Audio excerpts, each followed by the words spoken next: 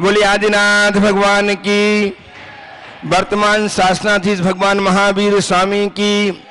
समय संस्कृति संवर्धक आचार्य देव विद्यासागर जी महाराज की।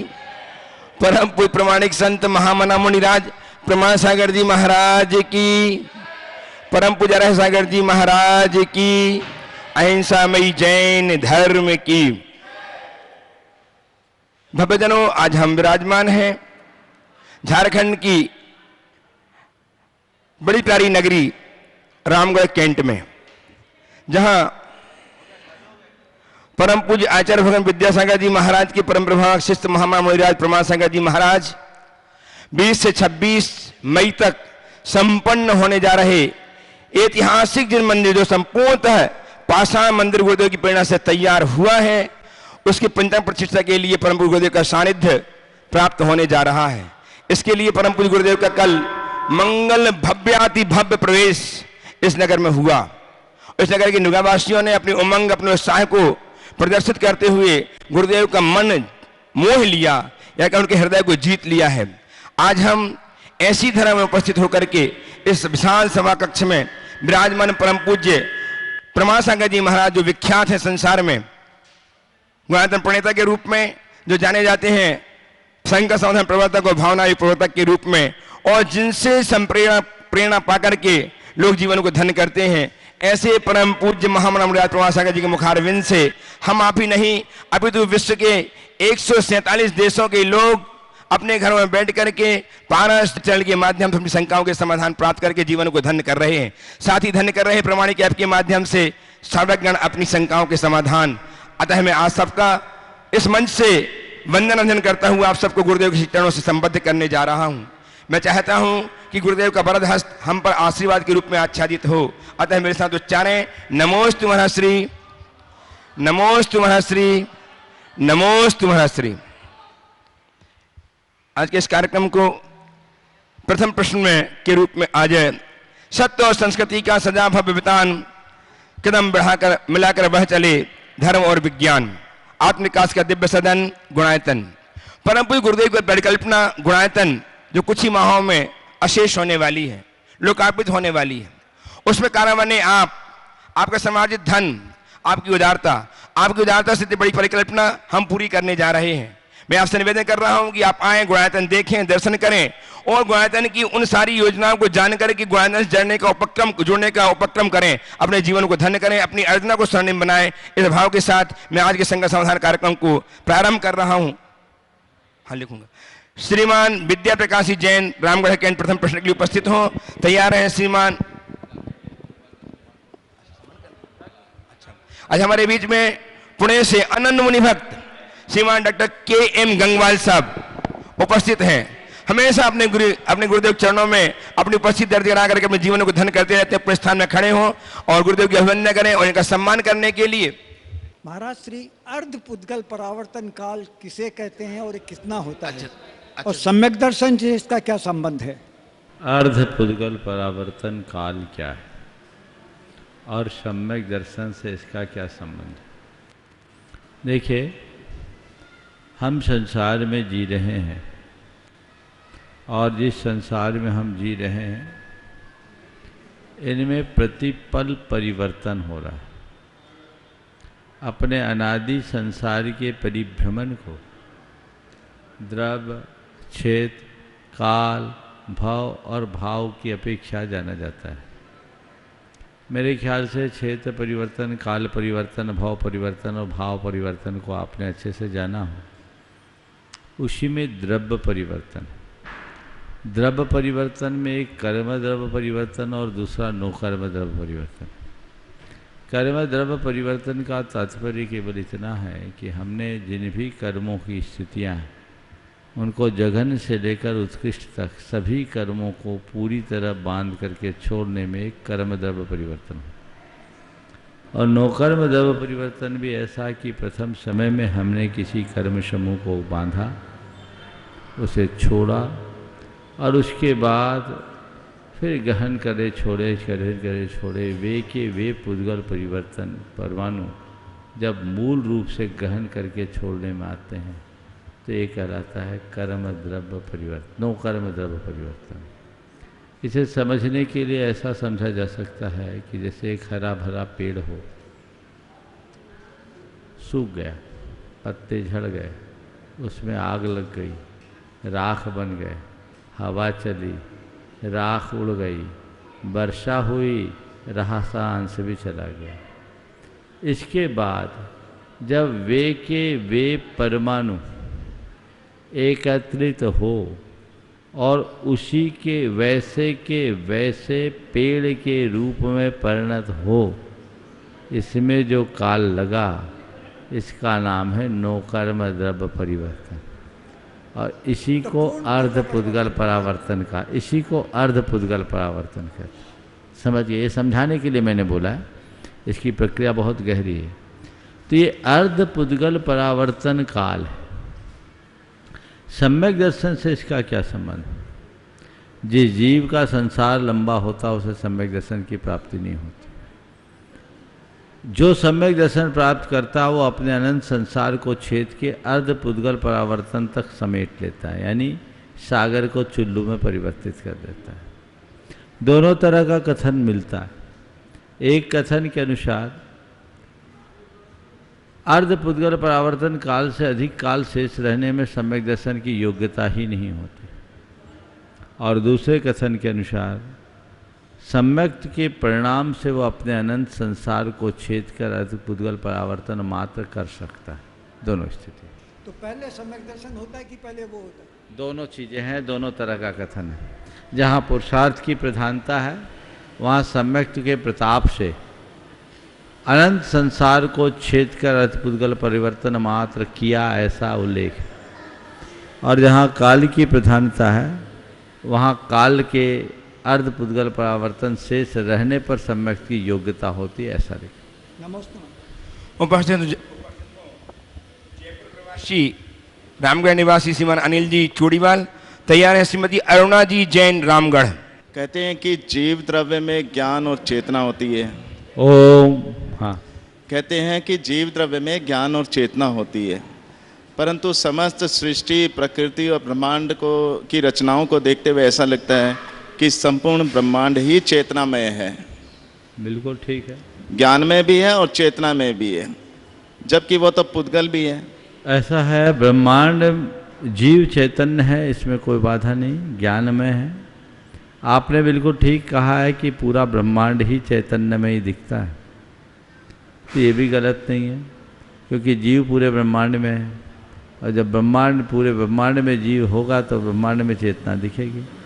अब आप कहोगे ये तो पुद्गल भी है, तो संसारी जीव पुद्गल से युक्त ही है।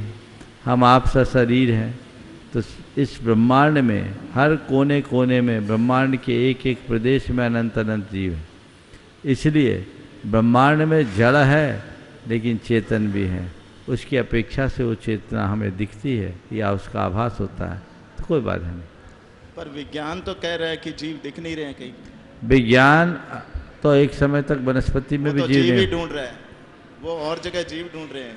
ढूंढने दीजिए, वनस्पति में भी तो एक समय तक विज्ञान जीव नहीं मानता था। बिल्कुल माना ना। हाँ। विज्ञान की अपनी पहुंच है, पर जिस चीज़ को विज्ञान मानता वही सच है, ऐसी बात नहीं। बिल्कुल। विज्ञान प्रयोगों के आधार पर बात करता है, और हमारा धर्म अनुभव के आधार पर बात करता है। प्रयोग की अवधारणा रोज बदलती है, अनुभव शाश्वत होता है। तो विज्ञान आज नहीं कह रहा, हो सकता कल कहे, लेकिन हमारा धर्म और हमारे धर्म के प्रवर्तकों ने जो जाना, अनुभव किया, उस आधार पर जो बता रहे वो शाश्वत। नमस्ते महाराज, नमस्ते। उपस्थित हो श्रीमती अरुणा जी रामगढ़, और तैयार रहें श्रीमती नीलम जी जैन रामगढ़। दोनों महाराजों के चरणों में नमोस्तु नमोस्तु नमोस्तु। महाराज जी, मेरा प्रश्न है, मंदिर में जो शिखर होता है उसके ऊपर कलश और ध्वजारोहण होती है, उसका क्या महत्व है? बहुत अच्छा सवाल है, और अच्छा सवाल पूछ भी लेना चाहिए, क्योंकि अभी कलश भी रखना है, ध्वजा भी रखना है, और मन बना कर रखना चाहिए। देखिए, मंदिर का हम निर्माण करें और कलश न रखे, ध्वजा न रखे, तो मंदिर अधूरा है। जैसे मंदिर में वेदी का महत्व है, भगवान का महत्व है, वैसे ही कलश का भी महत्व है। कलशारोहण के अभाव में मंदिर अधूरा है। भगवान को विराजने के बाद मंदिर में कलश चढ़ाया जाता है। वो जिन शासन के कीर्ति का कलश होता है, ये सब पताका फैलाता है। संपूर्ण ब्रह्मांड में कलश और ध्वजा के प्रताप से सकारात्मक ऊर्जा जाती है। अगर आपने कलश लगाया, कलश चढ़ाया, तो इसका तात्पर्य है कि आपने मंदिर को पूरा कर दिया। तो मंदिर बनाने की शुरुआत किसी ने की हो, कलश रखने वाले को श्रेय उसे पूर्ण करने का जाता है।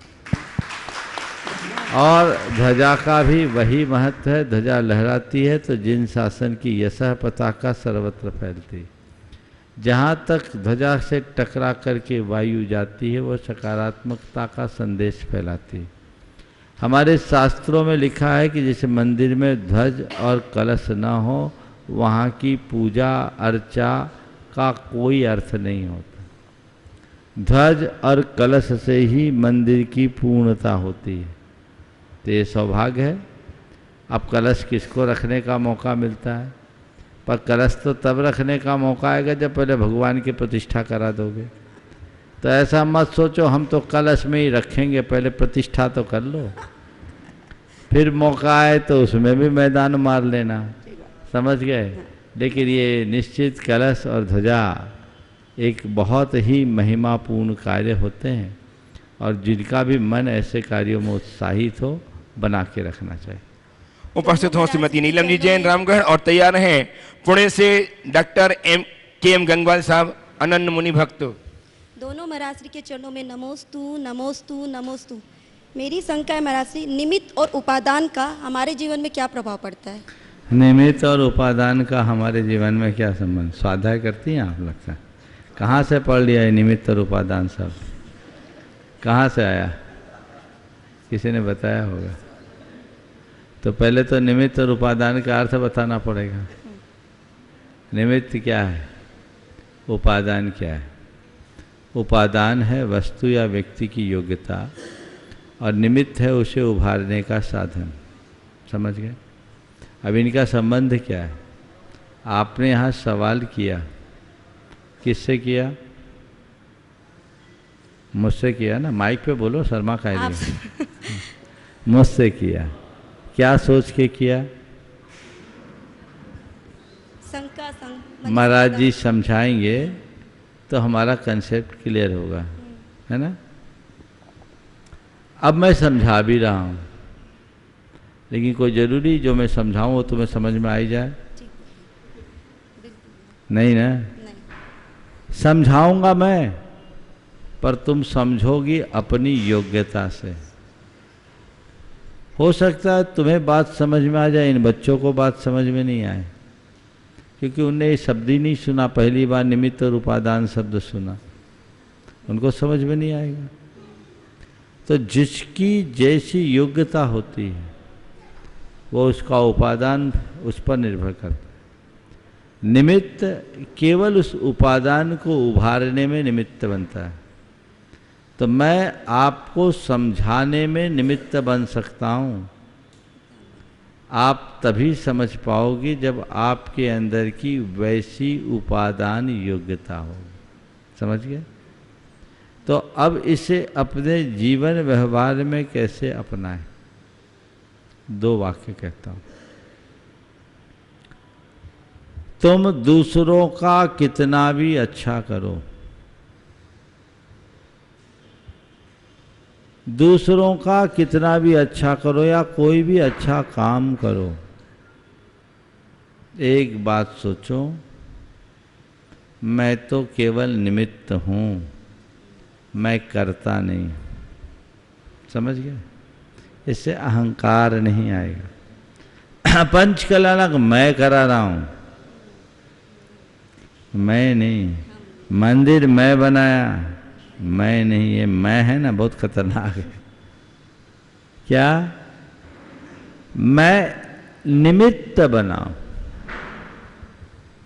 कोई भी अच्छा कर्म करो तो अपने आप को केवल एक निमित्त के रूप में देखो।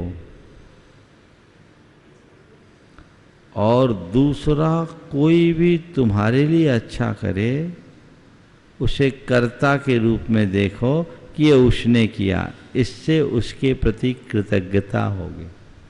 समझ गए? ये जीवन व्यवहार में रखना। खुद अच्छा करो तो सोचो मैं निमित्त हूं, और दूसरा तुम्हारे लिए कुछ अच्छा करे तो समझना सब उसकी कृपा है। ठीक? इसी तरह तुम्हारा कोई बुरा करे तो सोचो वो क्या कर रहा है, मेरा कर्मोद है, वो तो केवल निमित्त बन कर आया, उसने क्या किया, उसको क्या दोष दें, ये तो मेरा ही नहीं। ऐसा कर्म का उदय था। सीता जी ने क्या कहा, ये रावण का दोष नहीं, मेरे रूप का दोष है, मेरा रूप ऐसा नहीं होता तो उसकी दुर्बुद्धि काहे होती। समझ में आ रही बात? ताली मत बजाओ, ऐसा घटाओ। दूसरा कुछ गलत करे तो उसे कोसने की जगह मूल को पकड़ो कि ऐसा क्यों हुआ। और तुमसे यदि कभी किसी के साथ गलत हो जाए तो सोचे हाय मैंने क्या कर दिया। बस इस अनेकांतात्मक दृष्टि को रख करके चलोगे तो जीवन संवर जाएगा, नहीं तो निमित्त उपादान की बहस करते करते जिंदगी पूरी हो जाएगी। नमस्ते। अहिंसा के एकदम महान प्रचारक श्रीमान डॉक्टर के.एम. गंगवाल जो आनंद मुनि भक्त हैं, पुणे से हमारे बीच में हैं, प्रश्न प्रस्तुत करने के लिए तैयार हैं। श्रीमती कुसुम जी, अजमेरा रामगढ़।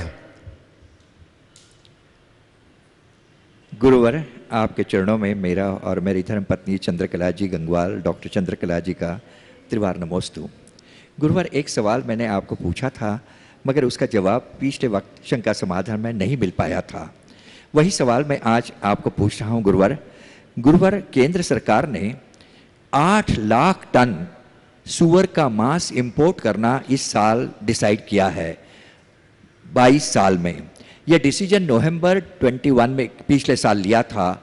हमने ये रोकने की बहुत कोशिश की मगर हम रोक नहीं पाए। गुरुवर, एक्सपोर्ट के बारे में भी ऐसा हो रहा है कि हमारे आगे ब्राज़ील था मगर हम ब्राज़ील को भी क्रॉस करके नंबर 1 मीट एक्सपोर्टर देश विदेशों में सारे संसार में बन जाएंगे। इतने दिन हम इंपोर्ट ज़्यादा नहीं करते थे मांस, मगर अभी 8 लाख सुअर का मांस हमारे देश में आएगा, जगह जगह बड़े बड़े मल्टी रेस्टोरेंट में आएगा, सुपरमार्केट में आएगा। और हमारे देश को ये सुअर के मांस से मेडिकली बहुत बड़ा खतरा है कि सुअर का मांस कैंसर का एक बहुत बड़ा कारण है, ये विज्ञान ने सिद्ध कर दिया है। तो गुरुवर, हमारे जैसे अहिंसा के क्षेत्र में काम करने वाले, शाकाहार के क्षेत्र में काम करने वाले क्या करें गुरुवर? क्योंकि मीट एक्सपोर्ट रोकने के लिए आचार्य विद्यासागर जी ने बहुत कोशिश की, आपने बहुत कोशिश की, सुधा सागर जी ने बहुत कोशिश की, मगर वो तो हो नहीं पाया गुरुवर, क्योंकि ये राजनीति वाले लोग हमारी बात नहीं मानते हैं। तो हमें क्या करना चाहिए अभी, क्योंकि एक एक नई बातें आ रही है सामने। देखिए डॉक्टर साहब, आपने जो बात उपस्थित की वो बहुत गंभीर और चिंतनीय। हमें इस विषय को काफ़ी गंभीरता से लेना चाहिए। मुझे समझ में नहीं आ रहा है कि सरकार के नीति निर्धारकों को क्या हो रहा है, उन्हें इसकी क्या ज़रूरत आ पड़ी। अभी तक तो एक्सपोर्ट की बात थी, अब इंपोर्ट होकर करके सरकार क्या चाहती है? भारत जैसे किसी प्रधान देश को, वसुधैव कुटुंबकम का संदेश देने वाले देश को इस तरह लहूलुहान करने का क्या प्रयास? ये निश्चित बहुत ही खतरनाक, भयानक और घृणास्पद कार्य है। इसके परिणाम भी बहुत भयानक निकलेंगे। हर व्यक्ति को इसके लिए आंदोलित होना चाहिए और सरकार तक ये संदेश पहुंचाना चाहिए कि ऐसा कृत्य करके हमारी पीढ़ियों को आप गलत रास्ते पे ले जाने से रोकिए। बिल्कुल। भारत में जो चीज़ें जहाँ हैं सुलभ है। आज तक भारत ने कभी ऐसी चीज़ों का आयात नहीं किया और नहीं इस तरह का निर्यात करना भारत के लिए उचित है।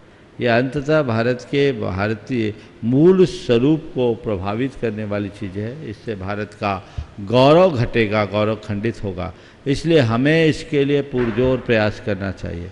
मैं तो ये कहना चाहूँगा, इसकी जो कुछ भी है एक पूरी ड्राफ्ट तैयार कराई जाए और देश के प्रधानमंत्री, राष्ट्रपति और अन्य संबंधित लोगों तक अपना विरोध पहुंचाए। और ये केवल जैनों या अहिंसकों की बात नहीं है, ये संपूर्ण भारतवासियों की बात है।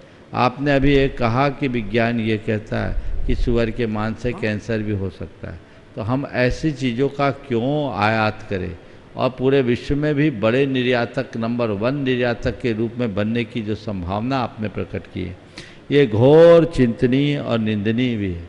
सरकार एक बड़ी गंभीर और संवेदनशील सरकार के रूप में प्रतिष्ठित है, ये सरकार की प्रतिष्ठा के भी अनुकूल नहीं है। तो जो भी सरकार में बैठे लोग हैं वहाँ तक अपने आवाज़ को लोकतांत्रिक तरीके से सभी को पहुँचाना चाहिए और ये प्रयास करना चाहिए कि इस तरह के कृत्य रुके, इसकी पुनरावृत्ति न हो। निश्चित इसमें कोई एक लाबी काम कर रही हो और उनका उद्देश्य कुछ दूसरा हो, लेकिन इससे हमारी संस्कृति पर कुठाराघात होगा। जिनको जो खाना पीना है वो उनकी अपनी जीवन शैली है, पर सरकार को कोई भी नीतियाँ निर्धारित करते समय अपनी सांस्कृतिक परंपराओं का पूरा ध्यान रखना चाहिए।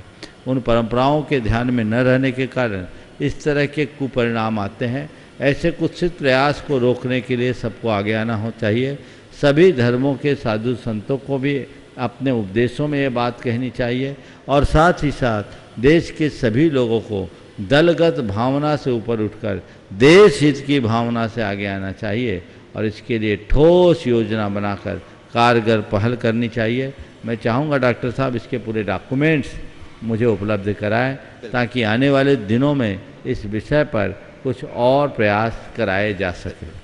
नमोस्तु गुरुवर। उपस्थित हों श्रीमती कुसुम जी अजमेरा रामगढ़ और तत्पर रहें श्रीमती उषा जी अजमेरा रामगढ़ से ही। आइए उषा जी, कुसुम जी आ जाएं शीघ्रता से। बोलो उषा जी अजमेरा वहीं से तैयार रहे हैं। बोलिए बोलिए।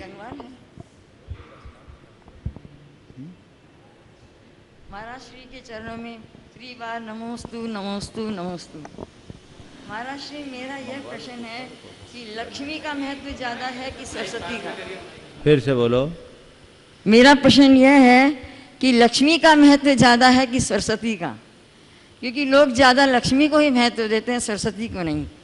इसके लिए एक उदाहरण मेरे पास है। एक बार एक बैंक में चोरी हो गई, वहाँ पे सारा रुपया चोरी हो गया लेकिन एक पेन लटका रहा। तो वहाँ पे किसी ने कहा देखो लक्ष्मी की चोरी हो सकती है, सरस्वती की नहीं। तो आप इस विषय में हमें बताइए कि क्या किसका ज़्यादा महत्व है? देखिए, लक्ष्मी की महिमा अधिक है कि सरस्वती की महिमा अधिक? इसका एक ही उत्तर है, जो खर्चने से घटे उसकी महिमा अधिक है या जो खर्चने से बढ़े उसकी महिमा अधिक है? बोलो बोलो, महिमा किसकी है? जो खर्चने से घटे या खर्चने से बढ़े? खर्चने से बढ़े। जिसको चुराया जा सके वो मूल्यवान है या जिसे कोई चुरा न सके वो मूल्यवान है? जिसे न चुराया जा सके। समझ गए? अब बताओ किसकी महिमा अधिक है? सरस्वती की। ठीक है ना। अब लोक में लोग लक्ष्मी को ज़्यादा महत्व देते हैं, सरस्वती को कम, ऐसा देखने में आता है। मैं इसके लिए दूसरे शब्दों में कहूँगा कि लोग लक्ष्मी के लिए पागल होते हैं पर पूजा तो सरस्वती की ही करते हैं। धरती में लक्ष्मी की पूजा नहीं होती, इसलिए लक्ष्मी से ऊंचा स्थान सरस्वती का। उषा जी अजमेरा उपस्थित रामगढ़ से ही। उषा जी ओजन है? हो गया ओजन है क्या? अच्छा, कुसुम जी अजमेरा नहीं है। चलो महाराज श्री, ऑनलाइन प्लेटफॉर्म के माध्यम से इस कार्यक्रम को गति प्रदान करना चाहता हूँ। लोग विलंब से आए हैं जिनने नाम नहीं दिया। यदि आपके कोई सवाल है तो फट से अपने नाम पर्ची भेज दो। चलिए, जब तक ऑनलाइन लीजिए। श्रीमान रमेश जी जैन, दिगंबर जैन समाज रामगढ़ के अध्यक्ष। नमोस्तु गुरुवर, नमोस्तु नमोस्तु। हे गुरुवर, अपने झूठे अरमानों के लिए अपने सम्मान को गिरवी रखना कहाँ तक उचित है? अपने झूठे अरमानों के लिए सम्मान को गिरवी रखना कहाँ तक जरूर है? देखिए, ज़्यादा अरमान होंगे तो सम्मान गिरवी रखी जाएगी। इसलिए ज़्यादा अरमान तो रखो ही नहीं और झूठे अरमान तो पालो ही नहीं। अपने सम्मान के साथ जीने में ही हमारे जीवन का कल्याण है, ऐसा सोचना चाहिए। व्यक्ति को अपनी हस्ती और हैसियत का ठीक रीति से पालन करके समझते हुए जीवन के क्रम को आगे बढ़ाना चाहिए, जिससे हम अपने जीवन को सही दिशा दे सकें। नमोस्तु गुरुवर। महाराज श्री अशोक कुमार जी गांधी उत्सव 16 रोड अहमदाबाद गुजरात से आपके चरणों में बारंबार नमोस्तु करते हुए जानना चाहते हैं कि गुरुदेव, ढलते हुए सूरज को देखकर हर कोई अपने घर की लाइट जला लेता है, लेकिन ढलती उम्र देखकर अपनी आत्मा की लाइट जलाने की कोशिश बहुत कम लोग ही किया करते हैं। आज से कुछ दिन महाराज श्री, जब हम लोग कोई काम करते हैं तो फिर हम लोगों को डांट पड़ता है, पर जब हमारे माता पिता काम करते हैं तो फिर उनको नहीं पड़ता है, ऐसा क्यों? हम लोग कोई काम करते तो डांट पड़ती है कि गलत काम करते तो डांट पड़ती है? हाँ? गलत काम अगर हम लोग करते हैं तो डांट पड़ता है, पर अगर हमारे माता पिता कोई गलत काम करते तो उनको क्यों नहीं पड़ता है? बिल्कुल। आप चाहते हो कि हमारे माता पिता को भी डांट पड़े? नहीं चाहते ना? नहीं। तो माता पिता से कहो गलत काम करना बंद कर दो, है ना? आप गलत काम करोगे तो हम लोग अच्छा काम करने की सीख कैसे ले पाएंगे, समझ गए? लेकिन एक बात बोलूं, डांट करने का अधिकार माँ बाप को है, बच्चों को नहीं, समझ गए? तो आपके माता पिता आपकी गलती पर आपको डांटते हैं, आप अपने माँ बाप को नहीं डांट सकते। अपनी मम्मी पापा से पूछना आपकी गलती पर आपके मम्मी पापा ने आपको कितनी बार डांटा है, समझ गए, है ना? लेकिन डांटते समय थोड़ा ख्याल रखना चाहिए। डांटते समय ऐसा डांट मत लगाओ जो बच्चों को एकदम चुभ जाए, डांट के साथ पिटाई भी शुरू कर दो। एक का पिता अपने बेटे पर बड़ा नाराज़ हुआ और नाराज़ी में डांटने लगा और एक चांटा भी खींच दिया। बच्चा कुछ नहीं बोला, उसने केवल अपने पिता से इतना ही पूछा, पापा, आपके पापा भी आपको इसी तरह डांटते पीटते थे? बोले हाँ। बोले आपके पापा भी इसी तरह डांट पीट करते थे? बोले हाँ। बोले आपके पापा भी ऐसा ही करते थे? बोले हाँ। पर ये सब तू पूछ क्यों रहा है? आपके पापा भी ऐसा ही करते थे? हाँ। तो ये सब पूछ क्यों रहा है? बोले बस मैं ये इतना जानना चाहता हूँ कि हमारी खानदान में ये गुंडागर्दी कब से चली आ रही है, समझ गया? तो ये थोड़ा डांट फटकार करते समय भी देखना चाहिए। बच्चे यदि ये सवाल कर रहे हैं तो बहुत गंभीर है। बच्चों को चाहिए कि ऐसी गलती न करे कि माँ बाप को डांट फटकारने की ज़रूरत पड़े, और अगर वो डांट फटकार करते भी तो इसमें अपनी भलाई समझे। अगर माँ बाप बच्चों को नहीं समझाएंगे तो बच्चे रास्ते पर नहीं आएंगे, ठीक है? यशस्वी अजमेर उपस्थित हो और तैयार हैं श्रीमान मांगीलाल जी चूड़ीवाल, रामगढ़ कैंट।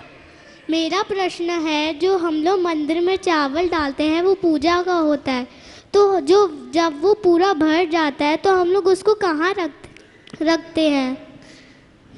देखो, मंदिर में जो चावल चढ़ाए जाते हैं उसे प्राय आप लोग व्यास को दे देते हैं, बहादुर को दे देते हैं। क्या सिस्टम है आपके यहाँ का रमेश जी? हाँ, किसको देते हैं?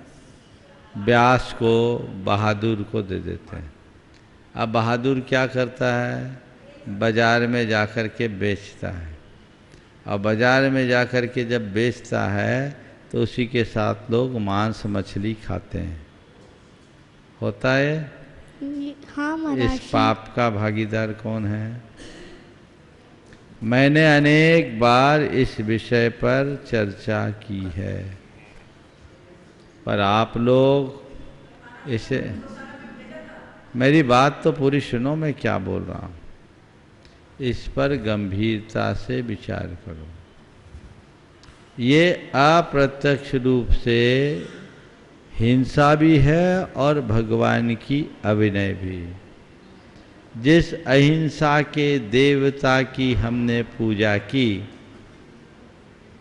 उसकी उस पूजा सामग्री के साथ हिंसा का भोग कतई उचित नहीं है। तो इसको क्या किया जाए, एक समस्या। शास्त्र के अनुसार तो उस पर दीन दुखियों और पशु पक्षियों का अधिकार है। बहादुर को तनख्वाह दीजिए, पर्याप्त तनख्वाह, जितना उसे द्रव्य सामग्री से मिलता है कम से कम उतना तो उन्हें दें ताकि उसकी शिकायत ना हो। और इसको क्या करो, घरों के छतों पे डाल दो, इतने तोते और चिड़ियाँ चुग के चले जाएंगे कि पता ही नहीं चलेगा। बादाम होते हैं ना, बादाम, उसको भी फोड़ फोड़ के तोते खा लेते हैं। और गौशालाओं का जहाँ तक सवाल है, तो गौशाला में ऐसे न कि खिचड़ी बनवा के दिला दो, समझ गए, वो चल जाता है। थोड़ी थोड़ी मात्रा में गौशाला में अगर दिया जाए तो गायों को नुकसान नहीं करता है। नहीं, ऐसे नहीं देना, उसको बोलो खिचड़ी बना के दो और थोड़ी थोड़ी मात्रा में दो। और चुग्गा घर के छतों में रखो। उदयपुर में तो ये हाल है कि वहाँ शुरुआत किया तो केशव नगर में डेली हजारों की संख्या में तोते आते हैं, वो फिर सब मंदिरों के लाने लगे। ये भी एक मनोरम दृश्य होगा। कोई नहीं, ये सब कहने की बातें खाता है। हमारा उद्देश्य पशु पक्षियों को खिलाने का होना चाहिए। गौशाला में भी उसका उपयोग होता, अन्न उपयोग हो सकता है, लेकिन ये हिंसा से तो बचना ही चाहिए ना। आप कल्पना करो, और दूसरा है, बाजार में जितने इडली डोसा वाले हैं उनके पास भी ये जाता ही होगा, और कहीं चाट के ठेले पर खड़े होकर आप भी उसे खा लेते होंगे। तो ये पाप है कि नहीं? और इसके जिम्मेदार, सबसे पहले जिम्मेदार वे हैं जिनके हाथ में मंदिर के प्रबंध की व्यवस्था है। सुन लो कान खोलकर। दूसरे वे हैं जो पूजा करते हैं। बहुत सारे लोग क्या करते हैं, मंदिर में पूजा करते हैं, अपनी द्रव्य सामग्री ले आते हैं और रास्ते में जानवर को खिला देते, खा लेते। गाय खा लेती, आराम से खा लेती। बादाम की जगह आप बादाम की गिरी चढ़ा दो। ऐसी चीज़ मत चढ़ाओ जो जानवर ना खा सके। आराम से किया जा सकता है।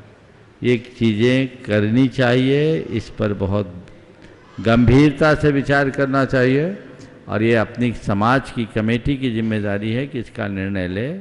जो समस्या है इसका, इसके अतिरिक्त और कोई सॉल्यूशन नहीं। आइए श्रीमान मांगेलाल जी चूड़ीवाल, रामगढ़ कैंट, और तैयार हैं श्रीमती शीतल जी सेठी, रामगढ़ से ही। मांगेलाल जी दो बेटा, वहाँ दे दो। महाराज जी,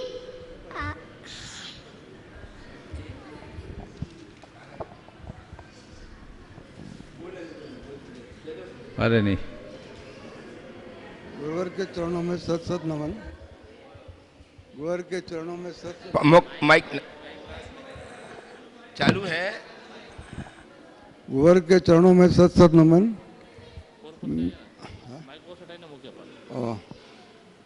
मेरा प्रश्न है कि पवनों के साधना रूप प्राणायाम से इंद्रियों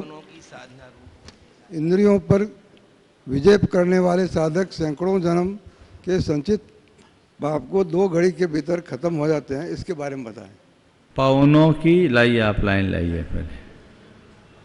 पवनों की साधना रूप, आप ज्ञानानाओं की पंक्ति तो नहीं लेके आए? कहाँ से लेके आए? पवनों की साधना रूप प्राणायाम से इंद्रियों पर विजय करने वाले साधक सैकड़ों जन्म के संचित पाप को 2 घड़ी के भीतर खत्म कर लेते हैं, इसके बारे में बताएं। ये पंक्ति कहाँ से उठा के लाए? हाँ, कौन सा ग्रंथ? नमोकार मंत्र और उसका महत्व। नमोकार मंत्र एक्चुअल में ये जो बात है ज्ञानार्णव की पंक्ति है। पवन यानी हमारी श्वास, खड़े रहे आप, हम जो श्वास लेते हैं ना, वायु होती है, चंद्र स्वर और ये सूर्य स्वर। इससे जब हम प्राणायाम करते हैं, वायु को साधते हैं और प्राणायाम करके ध्यान में निमग्न होते हैं, तो ध्यान के प्रताप से अनंत जन्मों के कर्म एक अंतर मुहूर्त में समाप्त होते हैं। ये ध्यान की प्रक्रिया है। और पवनों में जो हमारी वायु है, ईड़ा और पिंगला जो नाड़ियाँ हैं, उनके आधार पर चलने वाली। चलिए, उपस्थित हों श्रीमती शीतल जी सेठी, और तैयार हैं कोमल जी सेठी, रामगढ़ से ही। नमोस्तु गुरुदेव, नमोस्तु नमोस्तु नमोस्तु। मुनिश्री, सड़कों पर उठती मृग तृष्णा को हम सामने आने पर भाप लेते हैं, उसी तरह मृग तृष्णा को भाप लेते हैं। उसी तरह हमारे जीवन में आने वाली मृग तृष्णा को कैसे पहचाने, इससे अवगत कराएं। मृग तृष्णा को कौन भापता? मृग नहीं भाप पाता, सचेतन इंसान भापता। अगर मृग तृष्णा को भाप ले तो भटके ही नहीं। हम सबके साथ विडंबना यही है कि मृग तृष्णा हमें मृग तृष्णा के रूप में दिखती है। हमें लगता है कि रेत पर सूर्य की किरणों के प्रकाश का एक परावर्तन मात्र है, यहाँ जल नहीं है, इसलिए सामान्य आदमी उधर नहीं जाता है, पर मृग भ्रमित होकर के चला जाता है। जैसे मृग का भ्रम टूटता है वो उधर कभी नहीं जाता, इसी तरह ऐसा ही भ्रम हर मनुष्य के भीतर है। उसे पता है धन वैभव यश प्रतिष्ठा की दौड़ अंधी दौड़ है, ये एक मृग तृष्णा जैसी है, पर उसे ऐसा लगता है बस थोड़ा और थोड़ा और थोड़ा और। जैसे मृग सोचता है 2 कदम और 2 कदम और 2 कदम और, वैसे वे भी भ्रम में जीने वाले मनुष्य बस थोड़ा और थोड़ा और थोड़ा और थोड़ा और करते करते जिंदगी पूरी हो जाती है, पर मनुष्य की मांग पूरी नहीं होती। इस भ्रम के टूटने के बाद ही जीवन की दिशा और दशा बदलती है, जिसे समझ में आ जाता है यहाँ केवल दौड़ है, मंजिल नहीं, वो दौड़ना बंद करता है। चलिए आइए श्रीमती कोमल जी सेठी, और किसी को प्रश्न करने हो अपने नाम लो ऑनलाइन। नमोस्तु गुरुदेव, नमोस्तु नमोस्तु नमोस्तु। मेरा प्रश्न है गुरुदेव की, बहुत बार परिस्थितियां ऐसी आती है कि हमें भविष्य और वर्तमान में एक निर्णय लेना पड़ता है। तो हम भविष्य, कहा जाता है कि वर्तमान को जियो, और एक तरफ कहा जाता है कि भविष्य का भी ध्यान रखो, तो हम किसको प्राथमिकता दें? कभी पेड़ लगाया? हाँ। पेड़ क्यों लगाया जाता है? फल के लिए। पेड़ फल के लिए लगाया जाता है। जब हम पेड़ लगाते हैं तो क्या सोचते हैं? फल देगा। हम जो पेड़ लगा रहे हैं आज नहीं कल फल देगा, पर पेड़ कब लगाते हैं, वर्तमान में कि भविष्य में? वर्तमान में। तो भविष्य के लिए पेड़ लगाओ, बीज बोना शुरू कर दो, पर केवल भविष्य की कल्पनाओं में मत उलझो। पेड़ लगाना है तो वर्तमान में ही कुछ ऐसा करो कि आज बोए हुए बीज का फल पीढ़ियां खा सके। जब मनुष्य वर्तमान के कर्म अच्छे करता है तो उसका जीवन स्वाभाविक तौर पर संवर जाता है। समझिए गुरुदेव, क्या नाम है आपका? विद्या प्रकाश। एक और हो गया, कर लीजिए बोलिए। नमस्ते महाराज। महाराज, 10 लक्षण धर्म में क्षमा, मार्दव, आर्जव, ये दूसरों के भरोसे है। कोई मेरे साथ गलती नहीं करे तो मैं क्षमा किससे करूं, किसको करूं? कोई दूसरा नहीं है तो मैं मान किस पर करूं? आर्जव कोई मायाचारी करनी पड़ती है तो कोई दूसरा होगा तभी करूंगा। तो ये दूसरों के भरोसे है क्या ये धर्म? ऐसा है। क्षमा, मार्दव, आर्जव आदि भाव आपने ऐसा कहा कि ये दूसरों पर अवलंबित है। कोई गलती ना हो तो हम क्षमा किससे करें या मांगे, दूसरा ना हो तो अपने आप को श्रेष्ठ कैसे साबित करें, मान कैसे रखें, और कोई दूसरा ना हो तो छल कपट किससे करें। ये बड़ी स्थूल व्याख्या है। क्षमा, मृदुता और ऋजुता या शुचिता, ये सब हमारे आत्मा के स्वभाव है। क्षमा का मतलब क्षमा करना नहीं है, क्षमा का मतलब है सबको सह लेना, सहज भाव से सह लेना, अपने परिणामों की संभाल रखना। क्रोध का कारण आ जाए तो भी क्रोध उपस्थित न होने देना, सहन करना, शांति इसका एक गुण है। मार्दव का मतलब है अपने स्वरूप में लीन रहना, अपने स्वरूप और स्वभाव की मृदुता को पहचानना, और सरलता का तात्पर्य केवल ये है कि अपने मन, वाणी और कर्म को अपने तक सीमित रख देना, कुटिलता न आने देना। शुचिता का मतलब है परम संतोष में लीन हो जाना। जब हम इनकी आध्यात्म पर दृष्टि से व्याख्या और विवेचना करते हैं तो ये स्वगत लगता है। हम जब तक पर की उपस्थिति को सामने रख करके चलते हैं तो हमारे सामने ऐसी स्थितियाँ बनती, लेकिन हम जब अपने आप को स्वयं पर केंद्रित कर लेते तो ऐसी स्थिति नहीं बनती। तो अपना स्वभाव कैसे जाने? अपना स्वभाव आत्मा को पहचानो तब जानोगे। क्रोध आ रहा है इस समय, देखो ये पुद्गल कर्म रूप क्रोध है, उसका ये विपाकोदय है, मेरी आत्मा का स्वभाव नहीं है, मैं तो जानने और देखने रूप हूँ, कुछ नहीं हुआ। ललित उपस्थित हूँ पंचकर्म परिश्रम महोत्सव के अध्यक्ष श्रीमान ललित चुड़ैल साहब। बोलिए। नमोस्तु गुरुवर, नमोस्तु गुरुवर, नमोस्तु गुरुवर। मेरा प्रश्न है कि खुद से बहस करोगे तो सारे सवालों के जवाब मिल जाएंगे, अगर दूसरों से करोगे तो नए सवाल खड़े होते जाएंगे। इस विषय पर आप क्या कहना चाहेंगे?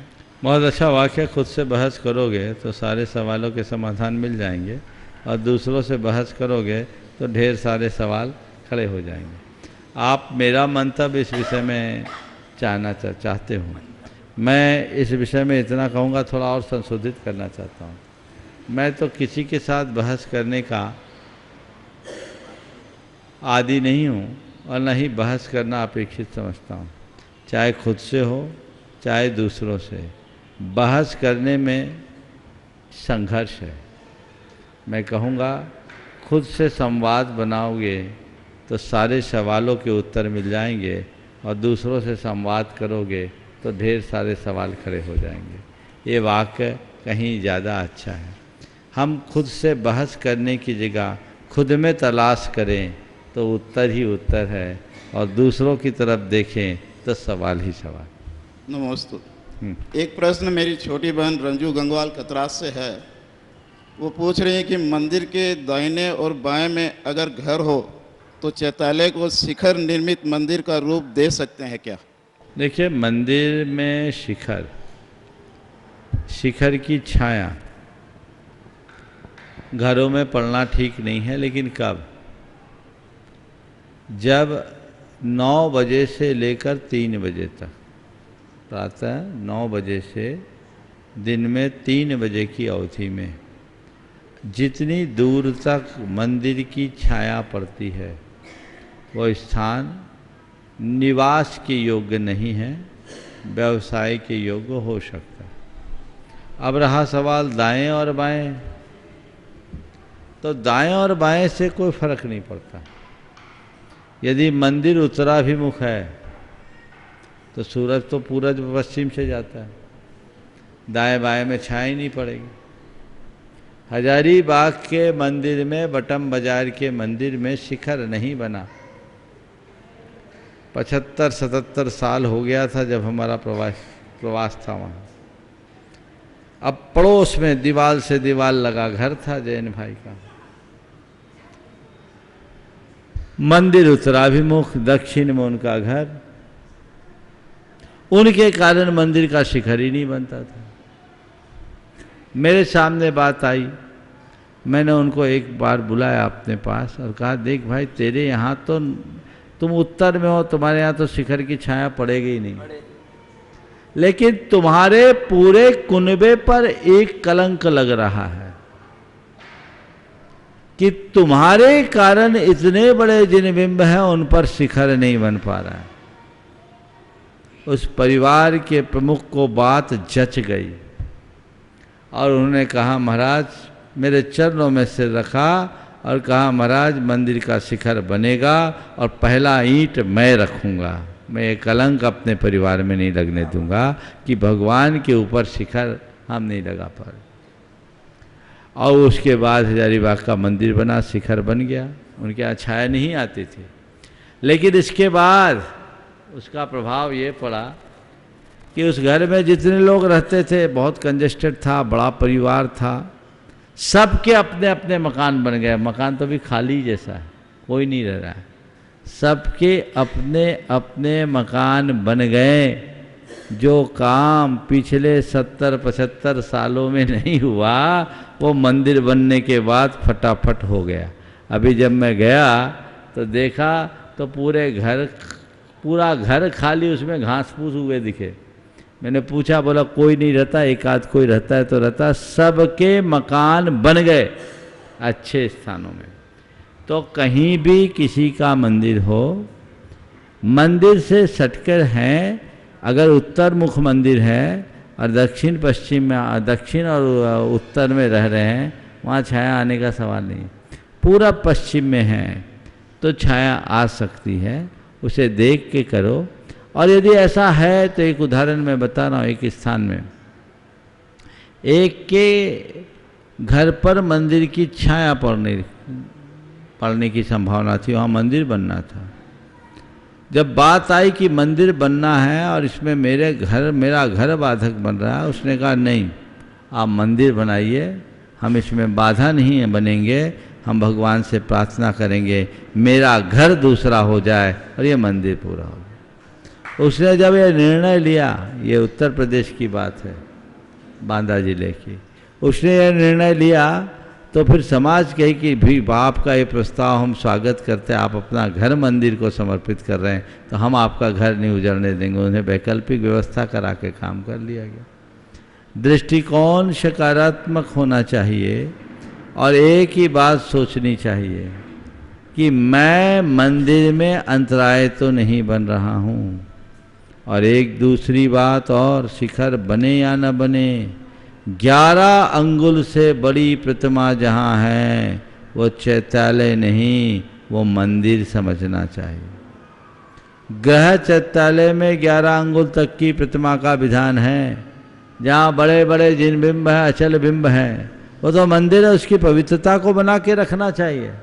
शिखर नहीं बनने से तुम्हारी अपवित्रता चले जाएगी क्या? इन बातों पर जहाँ की भी बात है वहाँ के लोगों को चाहिए पूर्वा पर विचार करे और आवश्यक समझे तो मुझसे मिलकर के भी बात कर सकते हैं। गुरुदेव लक्ष्मी लाल जी एवं पुष्पा देवी कोठारी, कामरखल कॉलोनी, बांसवाड़ा, राजस्थान, आपके चरणों में बारंबार नमोस्तु करते हुए जानना चाहते हैं कि आज विश्व में तनाव का बाजार इतना गर्म हो चुका है कि जहाँ भी देखें, जिसे भी देखें, तनाव तनाव तनाव। क्या कभी यह तनाव समाप्ति भी होगा या नहीं? यदि तनाव समाप्त होगा या हो सकता है वो, तो उसका उपाय क्या होगा गुरुदेव? देखिए, तनाव तो है, पर तनाव क्यों है इसे समझो। तनाव क्या है? परिस्थिति कुछ हो, मनस्थिति कुछ हो। परिस्थिति और मनस्थिति के मध्य तालमेल न होने पर ही तनाव आता है। जितने भी प्रकार के मानसिक तनाव, तो हम अपने आप को तनाव से बचाना चाहते हैं तो खुद को परिस्थितियों के अनुरूप ढालने की में समर्थ बना लें। जो लोग खुद को परिस्थितियों के अनुरूप ढालने में समर्थ हो जाते हैं, उनके मन में कभी किसी प्रकार का तनाव हावी नहीं होता। आज पूरे देश में 8.5 करोड़ लोग डिप्रेशन के रजिस्टर्ड मरीज हैं, और जो लोग अनधिकृत रूप से हैं उसको देखा जाए तो कम से कम इतने तो होंगे ही। मतलब लगभग 135 करोड़ की आबादी में लगभग 16-17 करोड़ लोग डिप्रेशन के शिकार हैं। मतलब हर 8वां आदमी कहीं न कहीं से डिप्रेशन का शिकार है। ये क्यों है? ये मनुष्य की भोगवादी सोच और उसके मन में पड़ती हुई घोर असहनशीलता का परिणाम। इसी के कारण चिंता और अवसाद लोगों के मन में है। तनाव का भी मूल कारण यही है। इन सब से बचने का एक ही उपाय है, वह आध्यात्मिक दृष्टिकोण। जिन लोगों के अंतरंग में अध्यात्म जुड़ जाता है वो बड़ी सी बड़ी चुनौतियों का भी सामना कर लेते हैं और अपने जीवन को व्यवस्थित कर सकते हैं। महाश्री अंतिम ऑनलाइन प्रश्न और तैयार रहेंगे भैया। भैया बाल ब्रह्मचारी भैया अभय जी पंचकाल संबंधी अनेक घटनाओं के साथ आपके समक्ष परम पूज्य मुनिवर के श्री चरण में कोटि नमन। बंधु, हमारा सौभाग्य हमारे करीब आया है और पंचकाल प्रतिष्ठा महामहोत्सव में युगल मुनि महाराज का सानिध्य पाया है। आज प्रातःकाल की वेला में परम पूज्य मुनिवर ने अवसर की चर्चा की थी और रामगढ़ वालों ने अवसर प्राप्त हुआ है। उस अवसर को बहुत अच्छे ढंग से इस आयोजन के माध्यम से लगाना चाहते हैं। प्रातःकाल की वेला में मुनिवर ने चर्चा की थी महापात्र की, महापूजन की, पंचकर्म प्रतिष्ठा महामहोत्सव अपने आप में अद्भुत अतिशयकारी होता है और लोगों की भावना धीरे धीरे आगे बढ़ती जा रही है। मुनिवर से चाहूँगा, मुनिवर समाज को ऐसा आशीर्वाद दें कि कल किसी भी हालत में महापात्रों का चयन हो जाए, ऐसी व्यवस्था अगर समाज करती है तो बहुत ही अच्छा रहेगा। कल मंगलवार का दिन है, क्योंकि समय बहुत कम बचा हुआ है। महापात्रों का चयन करके हम आगे की विधिवत जो पंचकर्म की क्रियाएं हैं वो संपन्न कर सकेंगे। मुनिवर ने एक चर्चा और की थी कि किसी को किसी प्रकार का विकल्प न हो, उसके लिए सकलीकरण की व्यवस्था भी हम और आप करें। तो निवेदन है कि महापात्रों के चुनाव के ठीक पश्चात हम सकलीकरण विधि का कार्यक्रम भी यहाँ पर संपन्न करेंगे। मैं आप सभी से ही कहना चाहूँगा, आप स्वयं प्रेरित हो, दूसरों को प्रेरणा दें और जो आपके रिश्तेदार हैं, जो आपके कुटुंबीजन हैं, उनको प्रेरणा देते हुए इस महानुष्ठान में सम्मिलित होने का सौभाग्य दिलाएं। तो निश्चित जितना पुण्य वो कमाएंगे उसका छठवां हिस्सा आपके खाते में आएगा। जो पारस चैनल, जनवाणी चैनल और आदिनाथ चैनल के माध्यम से यहाँ की सूचनाओं को सुन रहे हैं, अगर आपको लगता है कि इस आयोजन में हम जुड़कर यहाँ सहयोग प्रदान करना चाहते हैं तो जो चैनल में नंबर चल रहे हैं उन नंबरों में संपर्क करके आप यहाँ के अनुष्ठान से जो कि महोत्सव को महामहोत्सव का रूप प्रदान कर सकते हैं। महापात्र के रूप में सौधर मीशान सानत कुमार, महायज्ञ नायक कुबेर, भगवान के माता पिता आदि आदि महापात्रों का चयन होना है।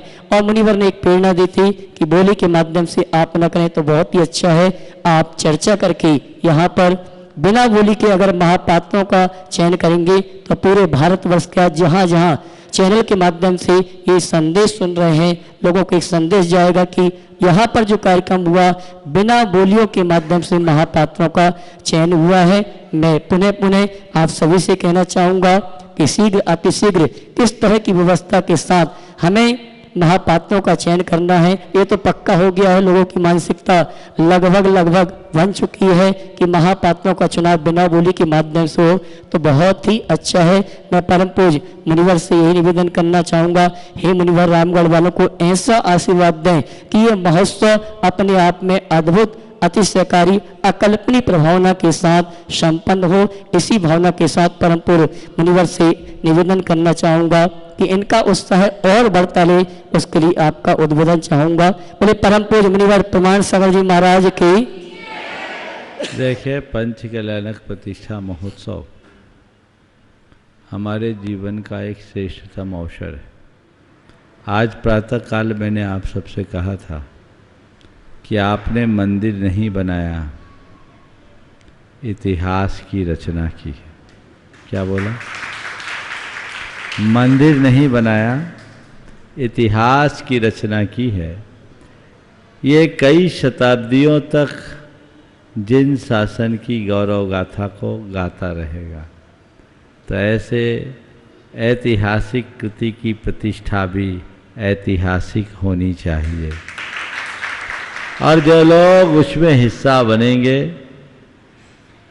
उनके जीवन का जो भविष्य है वो निश्चित ऊंचा होगा। ये भी उनके जीवन के इतिहास का एक अलग अंग होगा।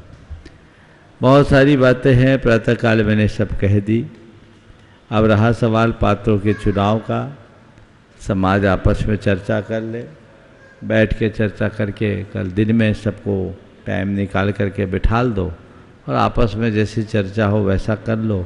उत्तम तो ऐसे ही बोलने में है, लेकिन नहीं है तो जो समाज की मान्य परंपरा है हमें उससे कोई दिक्कत नहीं। आपको तय करना है कैसे करना, क्या करना। अब पात्र आपको बनना, हम तो बन नहीं सकते।